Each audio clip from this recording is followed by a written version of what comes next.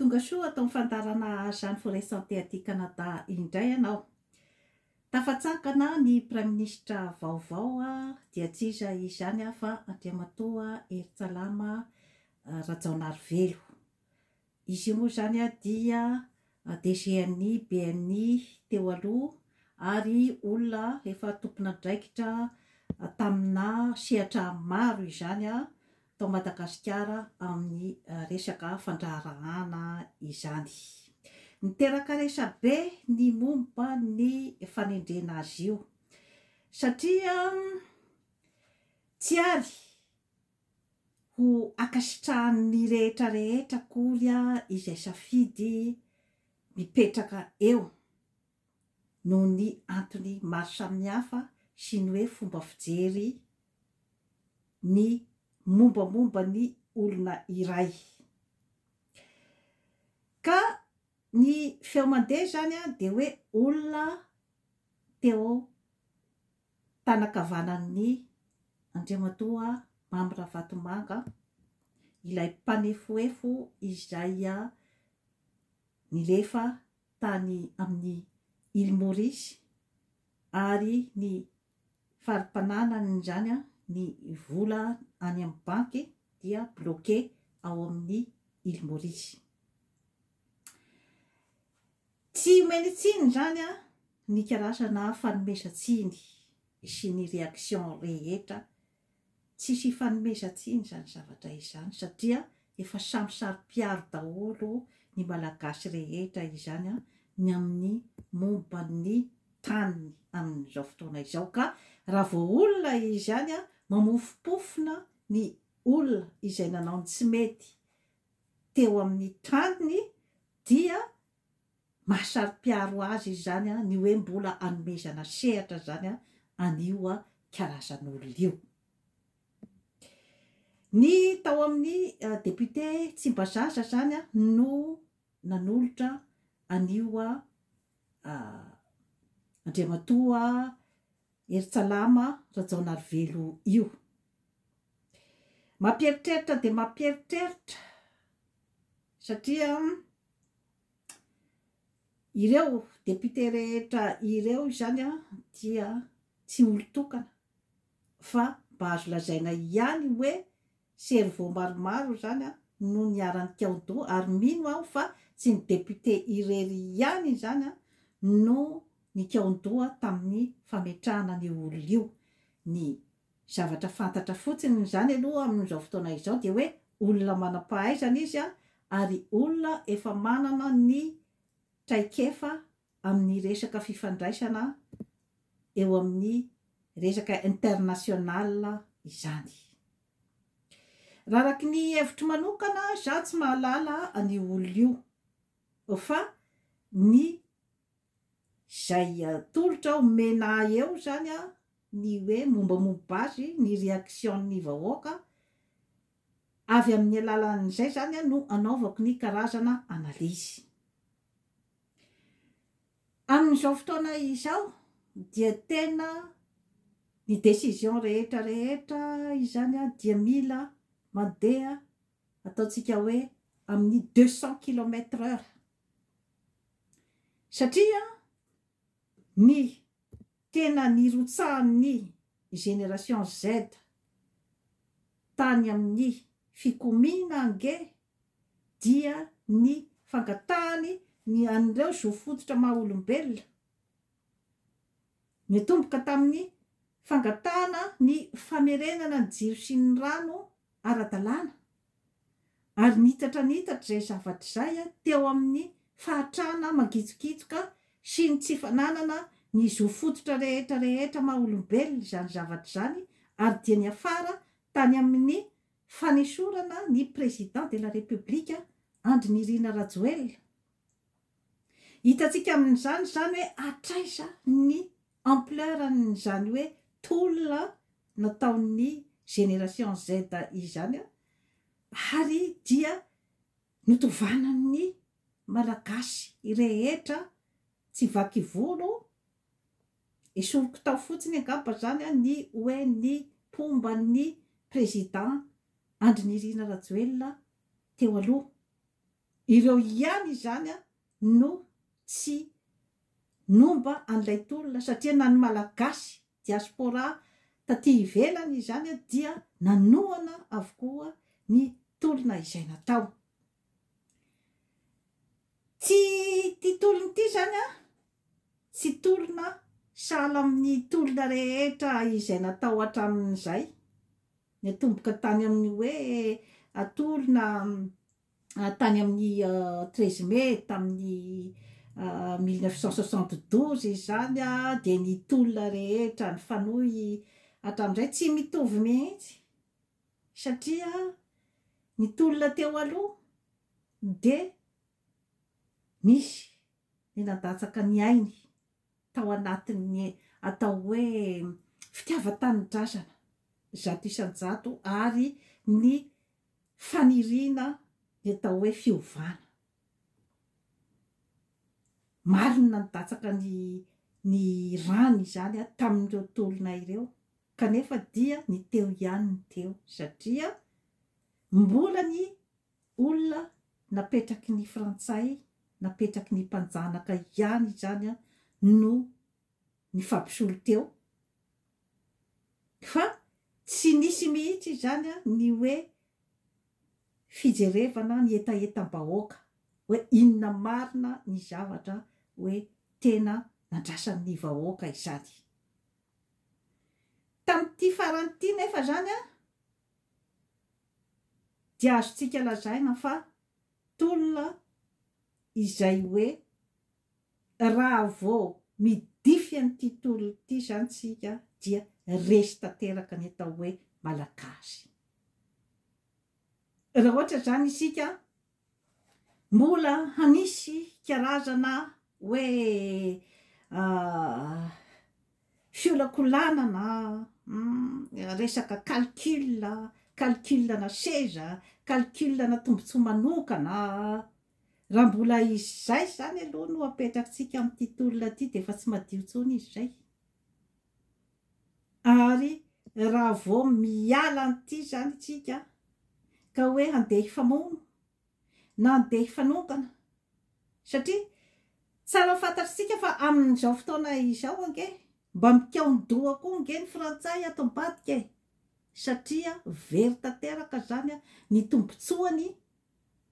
amin'ny malagasy amin'ny Madagasikara raha ohatra izy zany a ka tsy afaka itsony mametraka ny olony ao Madagasikara. Misy atidoha maro zany a amin'izao fotoana izao a no mikotrikotrika ny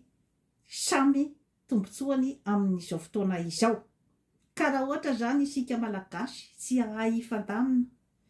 fa mbola andeha koa zany isika malagasy ifampitora-bato andeha koa zany isika malagasy hanao karazana ady an-trano dia mbola ny frantsay ihany no andresy. Eritrereto tsara zay zavatra zay ny malagasy izao zany a no tena hoe fampisehoana ny atao hoe tena fitiavan-tanindrazana tena izy misy mipetraka eo amintsika malagasy. Ity zany a no dernier rempart ny hoe fanavotam-pirenena. Ka amin'ny fiainana dia misy foana ny atao hoe circonstance izay tapoka zany satria tapoka ho an'ny rehetra rehetra zao zavatra zao ny zavatra rehetra nisy teo a sy ny hoe ny résultat misy amin'izao fotoana izao a amin'ny fomba hoana moa zany no eritreretan'ny malagasy amin'izany hoe raha ny hery sy ny tanjaka rabola zany nananany zany Andry Rajoelina izany sy zany Mamy Ravatomanga izany amin'ny fomba hoana no eritreretan'ny malagasy hoe ireo karazan'olona ireo dia nandositra ny hafarany tao Madagasikara. Tena ohatrany hoe mbola miaina ao anatin'ny karazana nofinofy zany rehetra rehetra hoe ohatrany hoe mbola tsy tena mirealize zany ny zavatra misy zany ny akabeazany satria maro ny sentiment amin'izao fotoana izao satria ireo namoy havana sy ireo hoe nanana havana naratra, ireo very fananana mbola ao anatin'ny ataontsika zany hoe émotion sy ny situation de deuil zany amin'izay karazana famoizana rehetrarehetra izay zany. Ka rehefa misy moa zany ny loza amintsika olombelona dia samy manana ny réaction daholo. Raha misy maty ohatra zao ao amin'ny fianakaviana dia samy manana ny réaction daholo ny olona rehetra manodidina eo. Misy zany tonga dia midodododo zany dia ny hoe mampionona amin'ilay manamajo. Ao amin'ny manamajo koa zany mizara maro koa ny zavatra mety misy ao amin'ny manamajo. Dia ny hoe misy zany ilay olona ataontsika hoe émotionnel, ilay tena hoe raha vao misy zany ny tapoka sy ny zavatra majo dia tonga dia tsisy ninona vitany fa dia voton-dranomaso izy mety latsaka retina izy kanefa mila olona karazan'olona maromaro zany manoloana ny zava-misy. Sy maintsy misy ny mahery fo mitraka izany hoe inona no atao hikarakarana ty maty ty hitondrana azy izany any am-pasana. Dia tsy maintsy misy ny mahery fo izay matotra ny émotion mandeha manao ny taratasy momba ny certificat de décès. Misy ny mampandreny olona rehetra manodidina, misy ny mikarakara ny maty, mampandro ny maty, misy ny mikarakara sakafo ho an'ny olona izay tonga eo zany, misy ny mifinanse an'izay pitsopitsony rehetra amin'ny zavatra misy eo zany hikarakarana ny maty. Sy maintsy misy zany ny olona izay ataontsika hoe izay tsy mahay sobika, izay tsy mahay sobika mahay fatambary. Tsy maintsy misy zany izay hoe karazan'olona mahery fo sy manana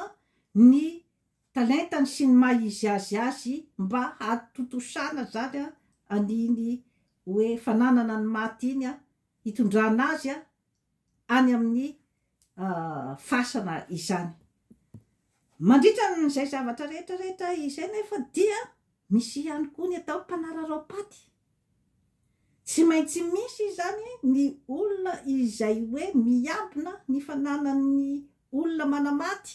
satria amin'ireny fotoana ireny koa zany no manararaotra ny mpangalatra, manararaotra ny fahoriana izay misy eo amin'ny tompo manamajo. Zany zavatra rehetrarehetra izany dia zava-misy daholo rehefa tonga zany ny tapoka sy ny fahoriana.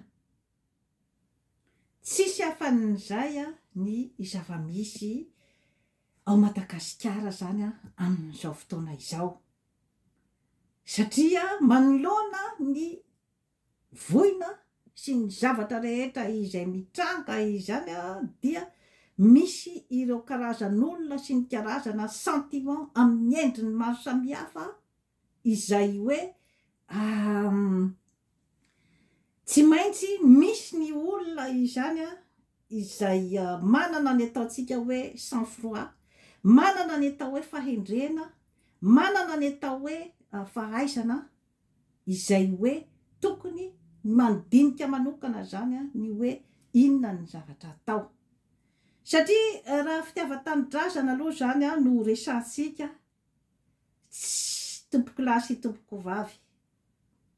na hiteny ineto isika zany hiresaka n'ity karazana manam-pahaizana, hiresaka n'ity karazana manana traikefa, hiresaka n'ity karazan'olona toy izao na toy izao, tsy misy ankoatry ny profim-pitiavana eto ambonin'ny tany dia ny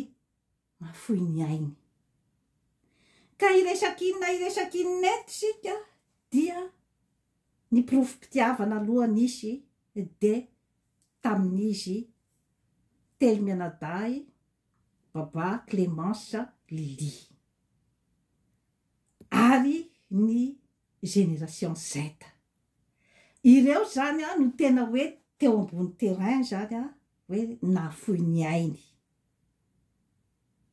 tsy misy afaka anda an'izay zany isika malagasy hilaza inona sika zany ny amin'ny hoe filoham-pirenena ohatran'inona ny tokony hoeo sy misy afaka anda ny akta sy ny fihetsika nataon'ny colonel Michael Randrianirina mbola tsy nisy teo amin'ny tantara iny akta nasehon'iny raha hoe fitiavan-tanindrazana zany no resansika tsy mbola miresaka hoe resaka compétence tsy mbola miresaka hoe izy ve mahay mitondra olona sa izy ve inona ny mari-pahaizany tsy mbola miresaka an'izay fa raha profim-pitiavana satria de nojereny matanjaka teo fotsiny ge ny miaramila milanja basy mitifitra zaza mbola eritreriny tsy manam-basy tsy manan'inona fa vato kely no mba any ampelantanany de sahin'ireo miaramila ny mitifitra zaza mangataka ny zony ny zo fototra maha olombelona sahin'ireo matanjaka na ny frantsay na ny communauté internationale ny jery fotsiny aniny akta iny izay atao hoe acte de barbarie ary mbola nihevitra ny hanohy aniny fitofirana iny ke ireo olona ireo sy ny tariky ny filoha teo aloha Andry Rajoelina sy ny firongony tena hoe tsy niemotra angery zareo fa tena hoe hanatotosa ny akta famonon'olona hatramin'ny farany eka sisy azotsika diskitena mihitsy ny momba ny geste nataon'ny colonel Michael tamin'iny sisy afaka hidiskity mihitsy zany ny amin'iny hoe calcul politika avesa inona fa ny zavatra nisy de ny hoe nandeha izy ny safidy hiaraka amin'ny vahoaka azo ny natao nge ny nandray vola be tany am-paosiny tany de nanohy ny fitofirana mofa tena akta izay hoe tsy mbola nisy nahavita ary akta profim-pitiava-tanindrazana goavana de goavana iny zany ny tiako atongavana de zao hidiskity asika ny hoe izy tia ane ka zavatra sao de sanctionner ny communauté internationale sao de sanctionner ny frantsay sao de sanctionner ny occident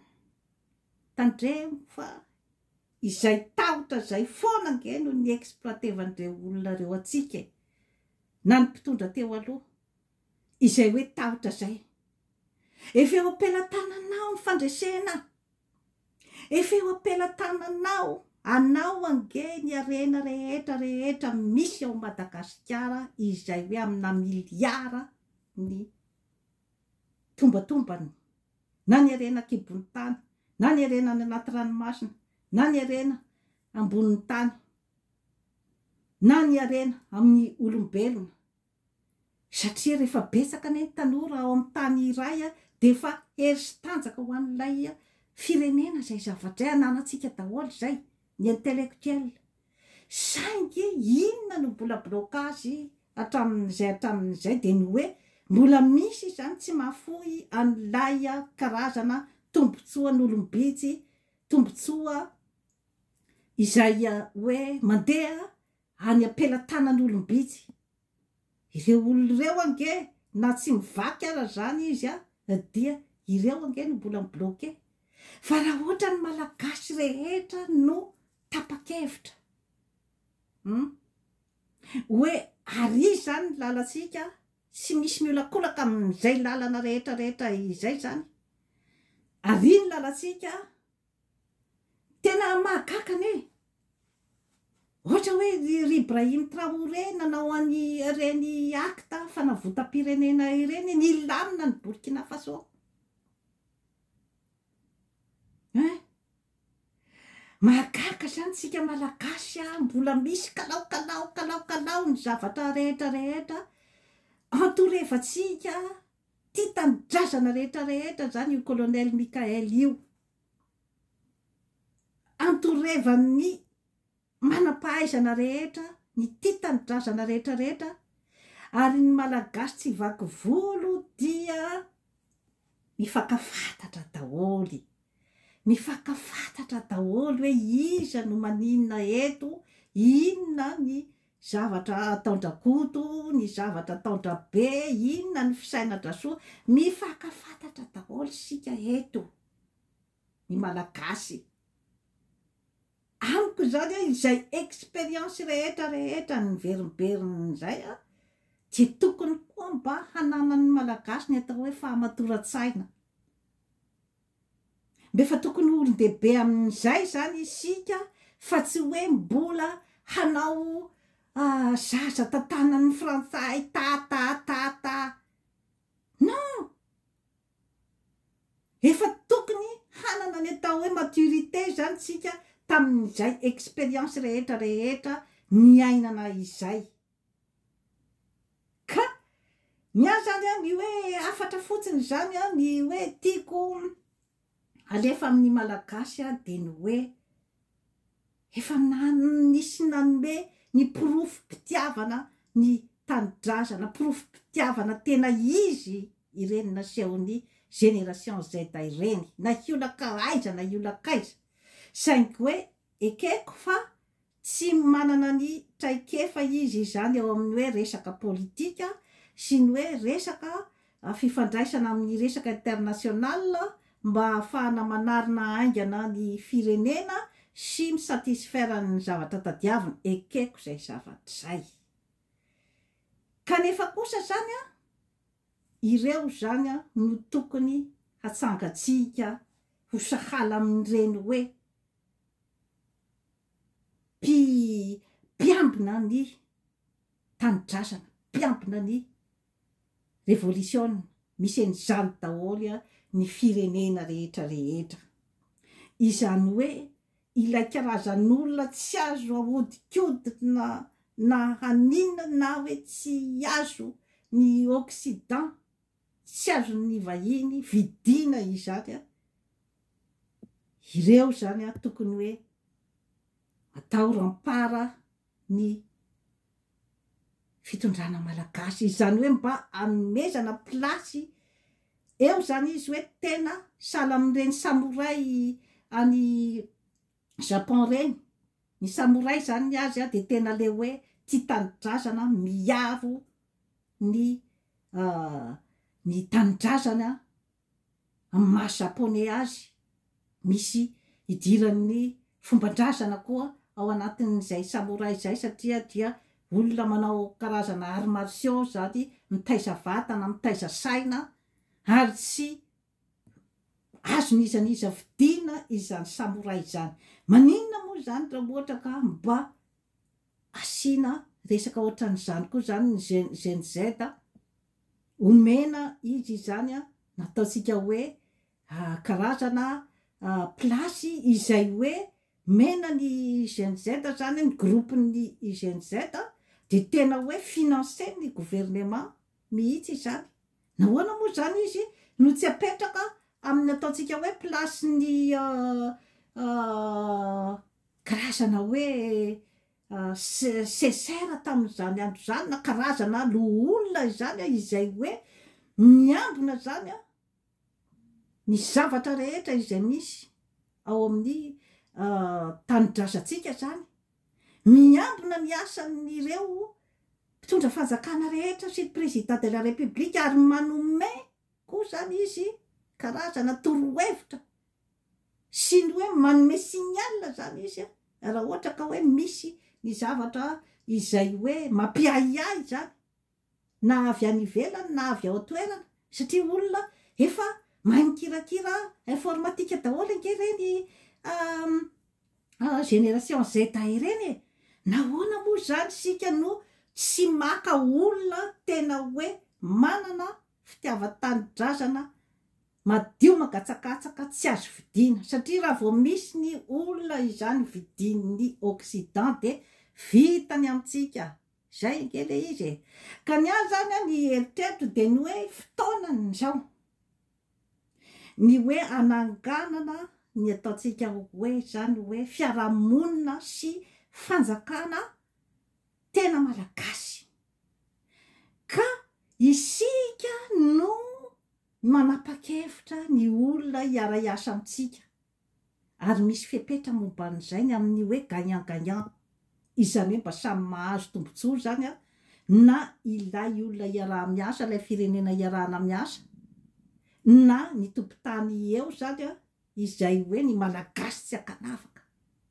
ka atongavana amin'izay hoe malagasy tsy akanavaka izay zany samy mahazo tombontsoa dia tsy afa-miala isika ny amin'ny fitsitsara-pahefana satria tsy vitan'olo tokana ny andeha hicontrôler ny zavatra rehetra miseho any ambany ravikazo any de ny fitiavan-tanindrazana no averina hitaizana ny zanaka rehetra ny taranaka rehetra faramandiby atsika ty Madagasikara ity arovantsika ty Madagasikara ity isika ny tokony ho priorité ka idirako indray zany ny amin'ny hoe resaka hatramin'izay zany ny verimberina dia toa mpandraraha mpanefoefo malagasy foana zany no narodatsika malagasy mila dinihana daholo zany zavatra rehetrarehetra izany zany rehefa hoe manao ny latabatra boribory zany ny malagasy nahoana no ny mpanefoefitsika daholo no arodatsika ahoana moa zany ireto karana mameno paosy zavatra ny anao ihany ingeny nanajany anao ny arena-kibony taninao ihany ingeny nampanefofefo azy ka nahoana koa moa zany tsy mba jerena ny momba an'ireo fa toa ny tsika ihany no arodatsika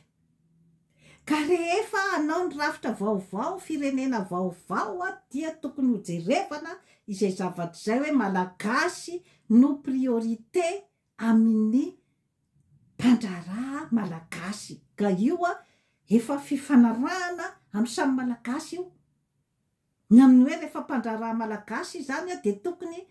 azo hoe mba kelikely zany ny taux d'intérêt alaina aminy na hoe tena tsy asiana mihitsy ny taux d'intérêt azo zavatra atao daholo ike zany zavatra zany amin'ny firenena rehetra fa itsika ny tsy mahay mifandamina fa itsika no mifamingapingana foana hatramin'izay ka rehefa hoe ny malagasy izany no priorité tsy hisy itsony nge io hoe mpandraraha voaterina ny dositra mamenatra nge zany hoe nitondra ny volan'ny malagasy ny arenan'ny malagasy rehetra nentina nandositra de ny bloquen'olona tany amin'ny Île Maurice de ny arena rehetra nentina nangalarina koa bloquen'ny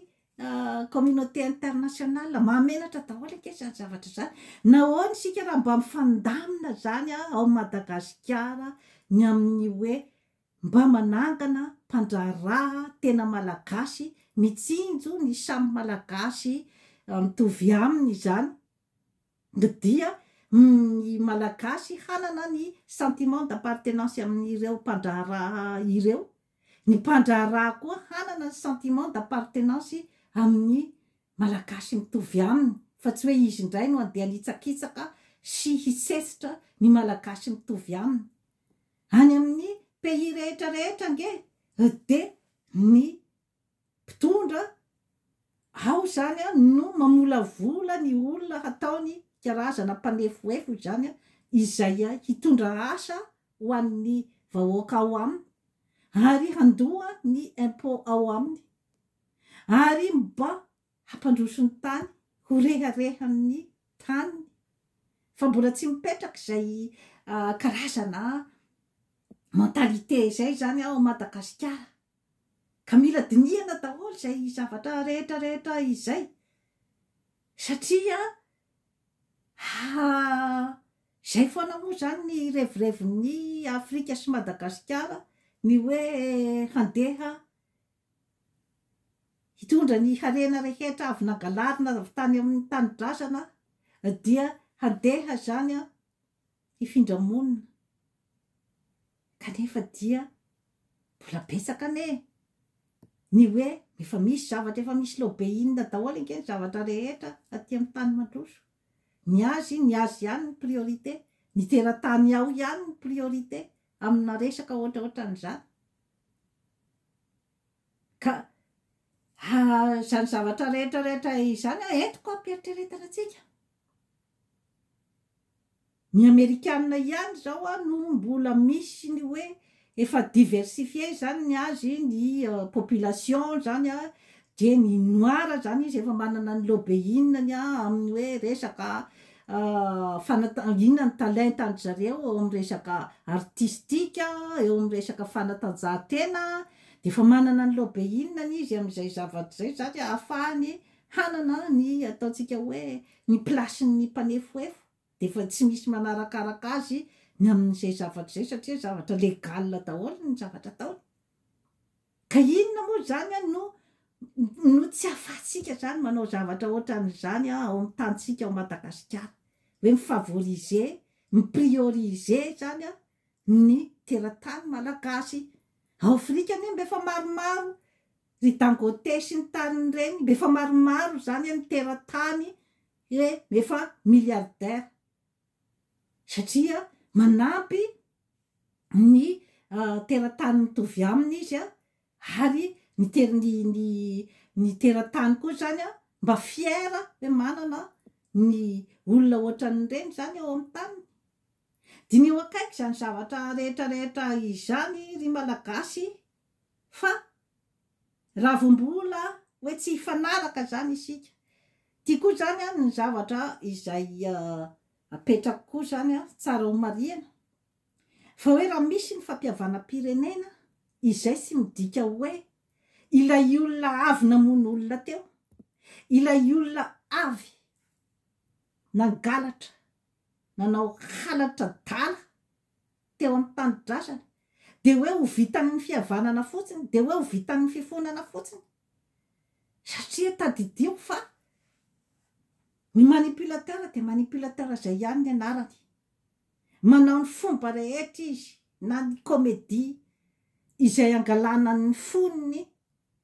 olona manodidina azy kanefa mbola ao anatin'ny sainy ihany de ny hoe tsy maintsy tafavoaka amin'ny zay zavatra tiako atao ka mety reny olona reny ihany koa no isaferika hanimba ny tolona izay ataonao malagasy ataosika malagasy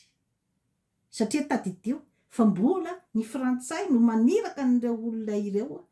ny amin'ny tombotsoany satria tsy mora ho an'ny frantsay na ny hamototra an'io ilzay parsy io ka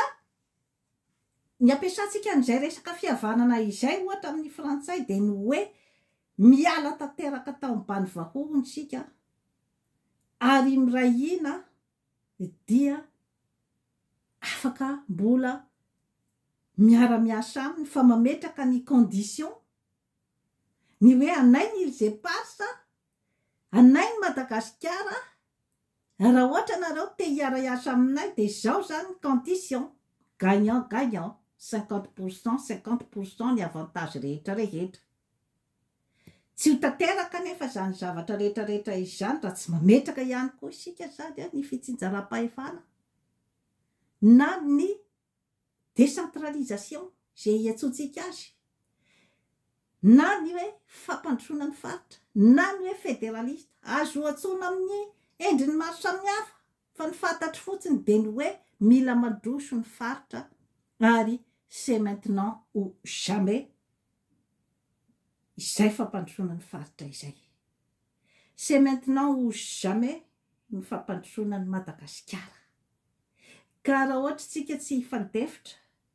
fa mbola iziriziry amina resaka hoe fitiavatena, amina resaka hoe fifanambaniana, amina resaka hoe domination, amina resaka hoe tombotsoa manokana dia ho rava-maina ny ra izay narotsaka ireo malagasy maty tamin'ireny fotoana ireny ary dia tsy ho masina intsony ny tolona dia mbola ny teo ihany ny teo miverimberina eo ny krizy ary dia fongana tsikelikely ny atao hoe tena malagasy. Eritrereto ry malagasy. De toy izay no azoko natolotra mikasika ny fanendrena ny prime ministre sy ny zava-misy any Madagasikara amin'izao fotoana izao. Trafikena ome mahery, ampavahomana, ampomeritreritra. Veloma tompoko.